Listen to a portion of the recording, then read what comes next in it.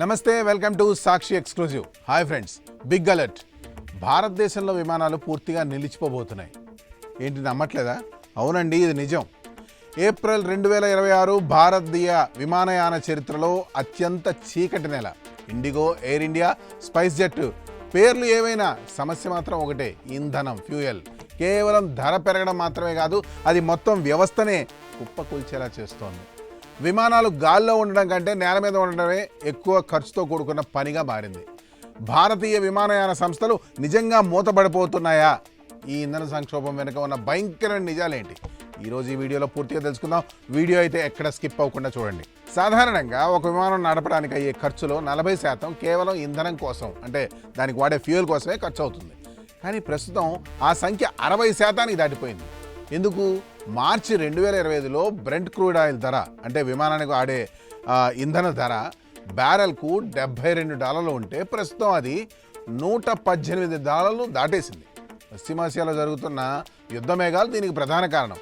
గత నెలలో ఇంటర్నేషనల్ రూట్ల కోసం ఇంధన ధర లీటర్కు ఏకంగా $73 పెరిగింది. ఇది మామూలు పెరుగుదల కాదు, ఓ పెద్ద సునామీ అని చెప్పొచ్చు. FIA, federation of Indian airlines, ప్రభుత్వానికి రాసిన లేఖ చూస్తే మీరు అస్సలు నమ్మరు. అందులో వాళ్ళు చాలా స్పష్టంగా చెప్పారు, మా ఆపరేషన్స్ ఆగిపోయే దశకు చేరుకున్నాయి అని. ఒక్క మాటలో చెప్పాలంటే, విమానాలు నడిపితే వచ్చే లాభం కంటే ఇంధనం కోసం పెడుతున్న పెట్టుబడి ఎన్నో రెట్లు ఎక్కువగా ఉంది. ఇక్కడ సమస్య కేవలం ధర మాత్రమే కాదు, రూట్ కూడా. మిడిల్ ఈస్ట్ సంక్షోభం వల్ల ఇరాన్, ఇజ్రాయెల్ వైపు విమానాలు వెళ్లడం ప్రమాదకరంగా మారింది. ఫలితంగా విమానాలు సుదీర్ఘమైన ప్రత్యామ్నాయ మార్గాలను, అంటే రీరౌటింగ్, ఎంచుకోవాల్సి వస్తుంది. ఉదాహరణకు, గతంలో లండన్ వెళ్ళడానికి పట్టే సమయం కంటే ఇప్పుడు 2 నుండి 4 గంటలు అదనం పడుతోంది. గాల్లో నడిపే ప్రతి నిమిషం వందల లీటర్ల ఇంధనాన్ని మింగేస్తుంది. దీనికి తోడు పాకిస్తాన్ తన గగనతలాన్ని నియంత్రించడం వల్ల భారతీయ విమానాలకు ఇది డబల్ దెబ్బగా మారింది.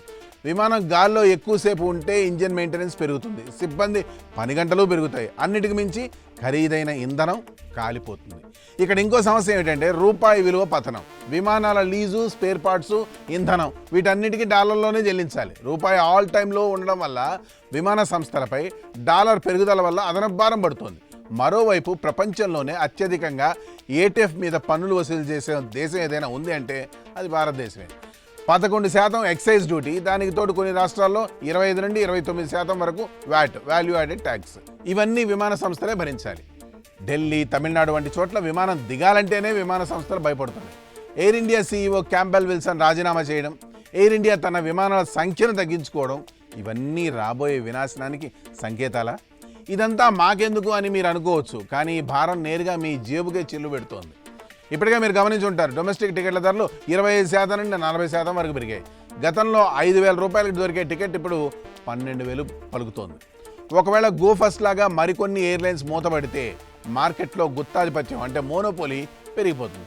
అప్పుడు విమానం ఎక్కడం అనేది మధ్యతరగతి వాడికి ఒక కలగానే మిగిలిపోతుంది. విమానయాన రంగం కుప్పకూలితే లక్షలాది మంది ఉద్యోగాలు పోవడమే కాకుండా దేశ ఆర్థిక వ్యవస్థపై తీవ్ర ప్రభావం పడుతుంది.